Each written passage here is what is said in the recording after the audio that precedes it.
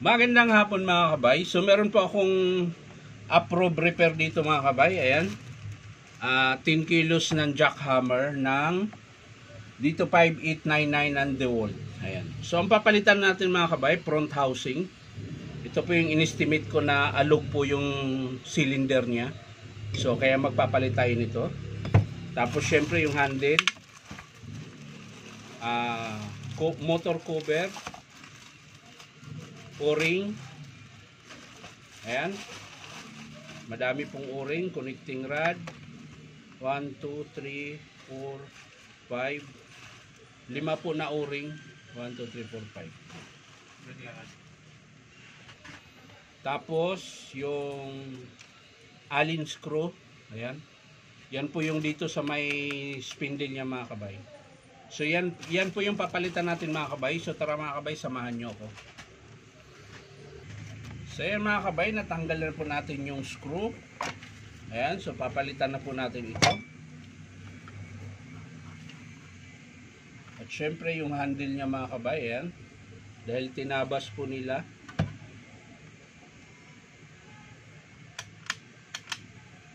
At syempre, unahin natin yung kanyang handle na bago mga kabay. So unahin po natin yung dito dahil wala naman po tayong papalitan gaano dito, puro handle lang po.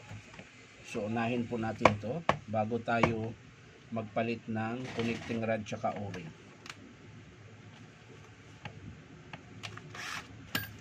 Hindi pala kasya mga kabay. Tayo.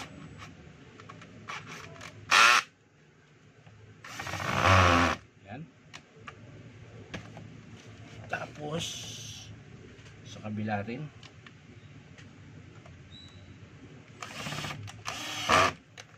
Palit tayo ulit.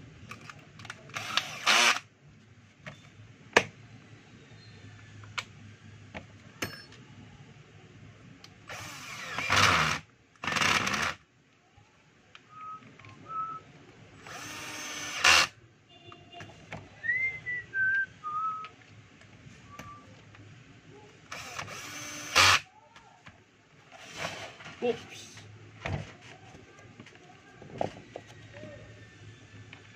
So sa mga gusto magpa-repair mga kabay, punta lang po kayo dito sa Powerman Hardware, 530 T. Alonso, Santa Cruz, Manila.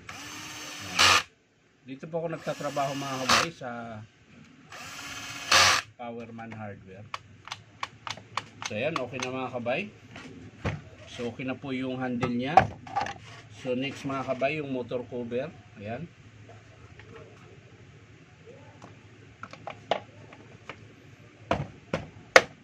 Basag po kasi ito mga kabay, kaya pinalitan ko siya. So ayan. So dahil wala tayong mabilhan ng original nito mga kabay na screw, meron naman tayong replacement mga kabay. Yung kulay puti, ayan. Ito po. So po pwede pa rin naman siya. So yan na ikabit natin dito. Mag-iiba nga lang siya, hindi na siya bulaklak, kundi Phillips screw na lang siya.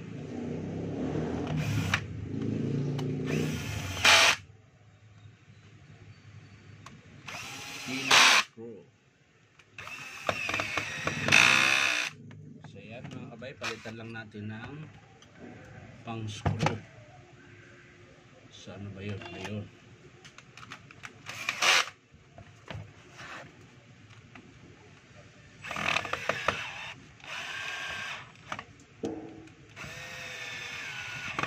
Yun. So yan mga kabay, okay na po. So ang sunod mga kabay ay dito po tayo. Magpapalit tayo dito ng ng front housing mga kabay. So kakalasin ko lang yung screw mga kabay. So yan mga kabay, nakalas ko na po yung screw. So tatanggalin na po natin ito. Yan.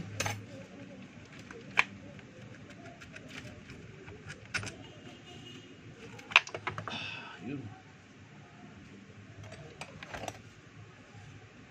So yan po yung basag niya mga kabay, oh. Yung sa front housing niya. So So pupunasan lang natin ito mga kabay.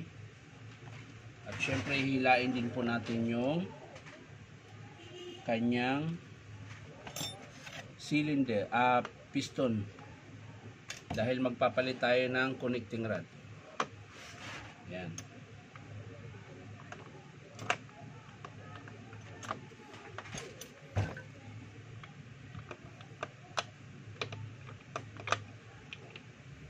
So yan mga kabay, nilinis ko na to mga kabay, kaya hindi ko na po siya kailangang linisin.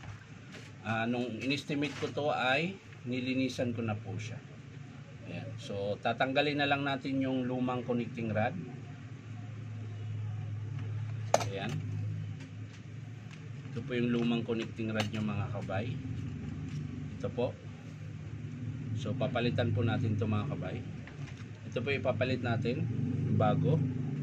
Yan, lalagay natin. At syempre mga kabay, papalitan din natin yung kanyang o-ring. Ayan. So yan, kung mapapansin nyo mga kabay, para na siyang pudpud na siya. So ito yung bago na o-ring mga kabay na ipapalit natin. Ito po. Ayan.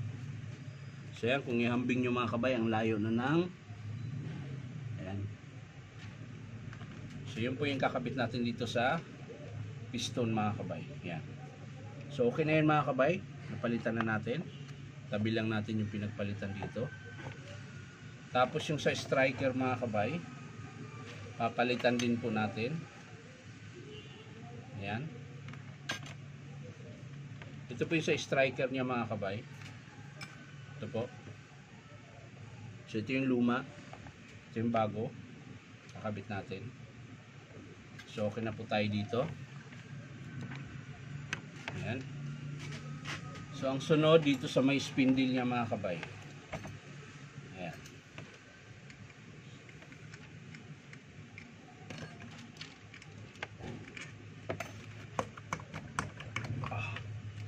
Isa pa pala. Kaya pala ayaw mahugot.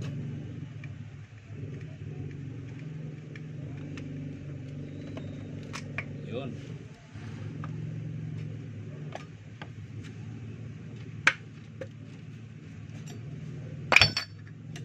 So ito po yung spindle mga kabay, cylinder. Ayan.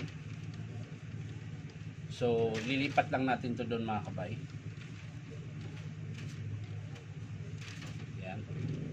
Punasan lang natin at kakalasin natin yung lumang front housing. Ayan. So yun po yung front housing niya mga kabay, ay basag po yung kabitan ng screw or alin. Ayan. Kaya po tayo nagpalit. So kakabit natin yung bago. Ayan. Sa pagkabit niyan mga kabay, bubukan nyo lang ito. Ayan. Ayan. Para po siya papasok. Ayan.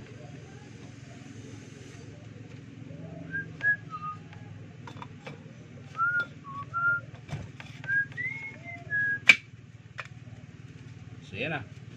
Bago na po yung connecting front housing niya. Tapos sunod ay yung ito pa pala mga kabay. Yung screw, yung yung ayan. Ay, hindi pala. Para magkaiba. Ayan, parehas mga kabay. So, ilalagay natin dito sa cylinder mga kabay. Ayan. Tingnan natin kung sumasabit yung striker kapag nilagay natin to. Tingnan natin. Ayun, okay yun mga kabay. So okay na po tayo dito. Ang sunod mga kabay ay yung seal niya. Ayan. At syempre yung sleeve. Ayan. Ito po yung sleeve mga kabay. Ayan. So ilagay natin dyan yung mga pinagpalitan para hindi magkapalit. Ayan. Dito naman tayo sa may spindle niya mga kabay. Ayan, kakalasin mo lang ito. Yung spring. at iangat mo yan. So ito na yung ito yung sleeve na basag. Ayan, punasan natin mga kabay para makita nyo po na basag talaga siya. Ayan po. So laki ng basag.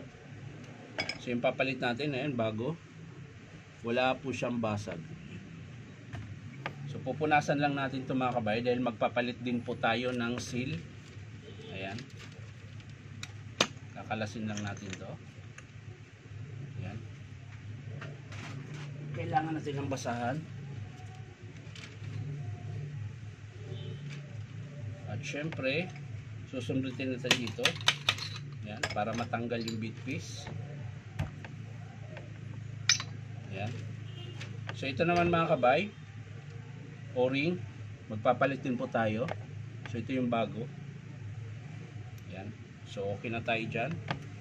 Ang last mga kabay ay yung, ayan, mapapansin nyo mga kabay, yung pinaka-seal dito po natin nga. Ito po yun.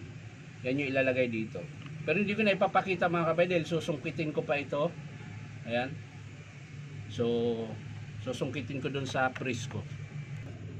So yun na mga kabay. Nalinis ko na po yung dulo ng spindle. So ilalagay na po natin yung connecting rod. Nilagyan ko na rin po ng grasa. Ayan. Sa paglagay niyan mga kabay, ayan, tutusok nyo lang po dun sa crankshaft. Ayan. Siguraduhin nyo po na sagad siya. Ayan. So yun na po. So may crankshaft po siya na nakatayo doon. Doon mo lang siya ipapasok yung connecting rod. So okay na po yan mga kabay. So dito tayo sa cylinder. Ayan. Lalagay na po natin sa front housing. So sa paglagay niyan mga kabay ay paganyan.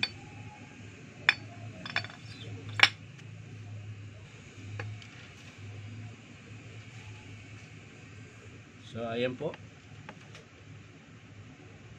Siyempre lalagay natin yung striker. Ayan. Pero lagyan muna natin ng grasa mga kabay. Striker. Pag nalagay na natin mga kabay, lalagay na po natin yung striker sa cylinder. Ayan, ganyan lang po. Ayan. Tapos lagyan natin ulit.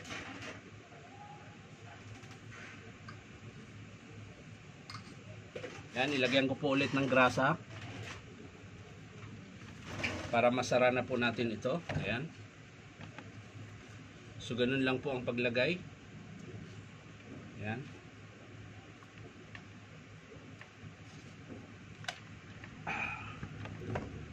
Ayan. So pag pumasok na po yung piston, so tulak mo na siya ng dahan-dahan. Ayan. Siyempre yung cylinder, pupukin natin konti. Ayan.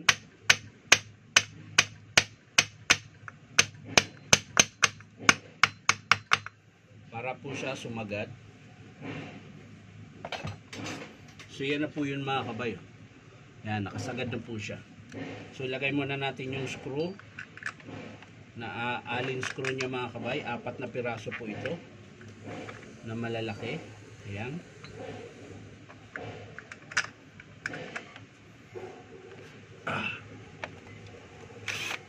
Kailangan mahigpit na mahigpit yun mga kabay.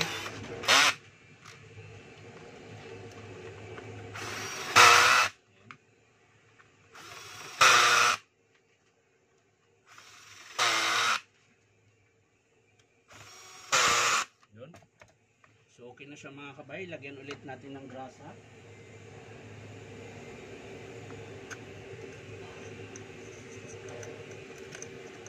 Yan, konti lang po. Tapos ito mga kabay, yung rubber damper natin. Yan, dyan po yan. At tapos dito po tayo sa spindle naman. So ayan, nailagay ko na yung seal. Nasa loob na po. So papahidan din natin to ng konting grasa mga kabay, para pagpasok po ng o-ring hindi siya gaano maganit. Ayan. So ito po muna mga kabay. Ayan. Dito po yan.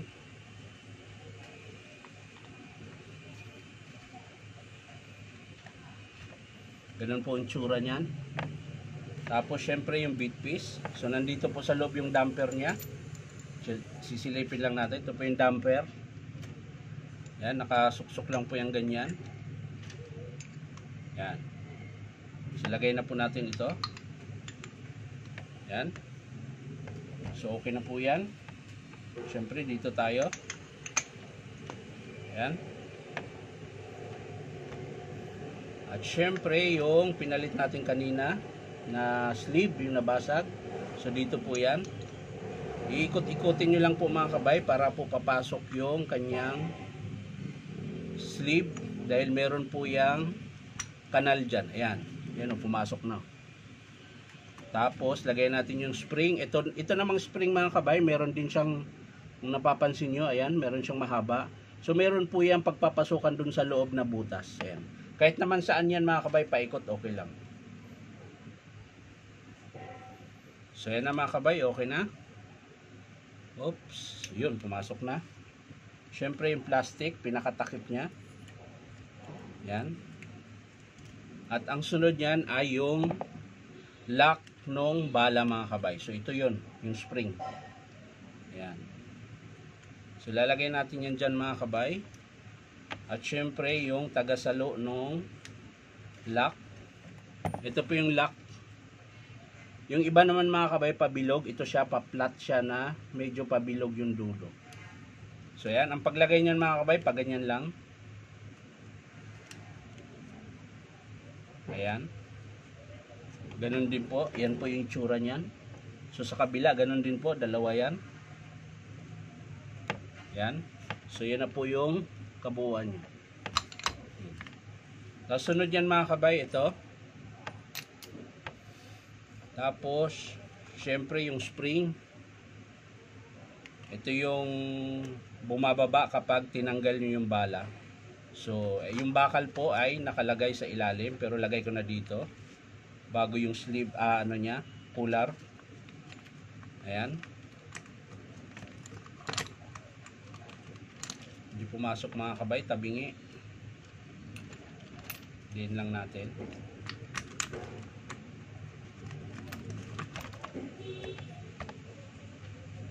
Pumasok ka na.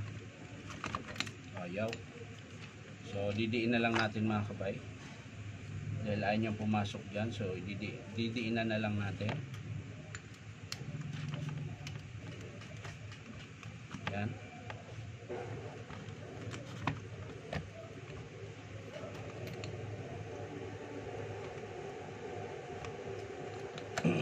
Alang mga kabay.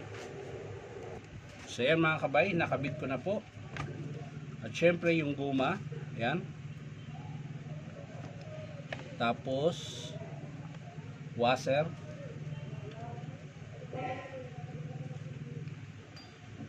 Yan.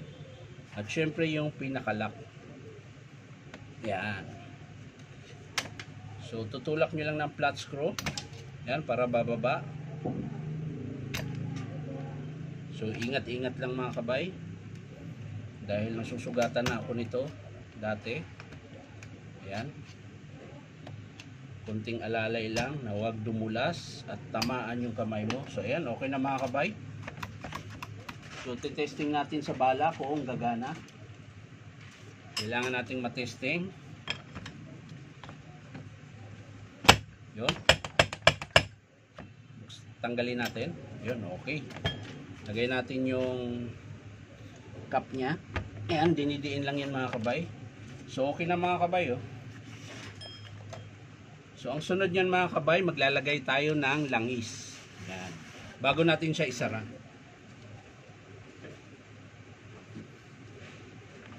Lalagyan po natin siya ng langis.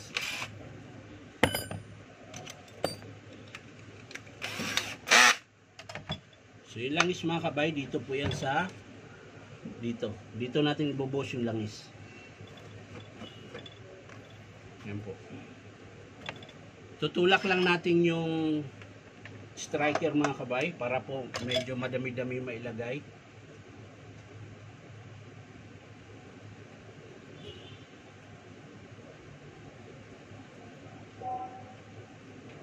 Yun. So okay na yun mga kabay. Yan. May langis na po yan. Nalagyan na natin. So ang gagawin natin, ilagay na natin yung spindle. Yan. Pag nalagyan mo na mga kabay, lagyan na natin yung screw.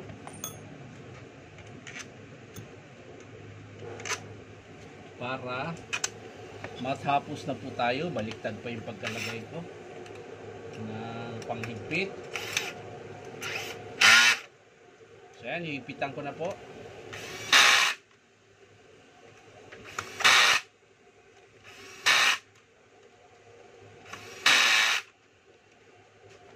So kulang pa rin ng ilan? Sa yun, dalawa na lang.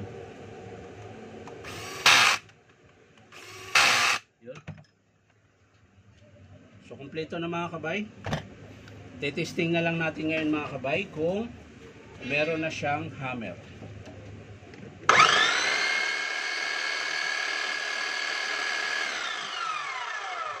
So naka-on siya mga kabay, kaya umandar kagad pagsaksak ko. So ayan, on natin ulit. Ngayon lalagyan natin ng bala. Siyempre, titesting natin.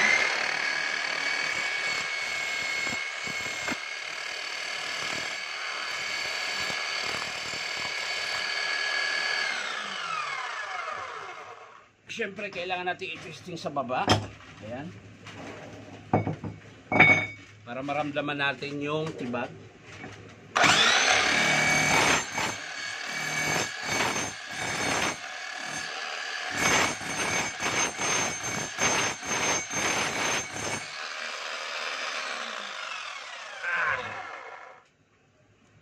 So ayan mga kabay, natapos din yung repair natin. So ulitin ko lang kung ano yung pinalitan natin. Front housing, ayan, basag. Connecting rod, o-ring, 1, 2, 3, 4, 5, 5 o-ring mga kabay. Ito po yun.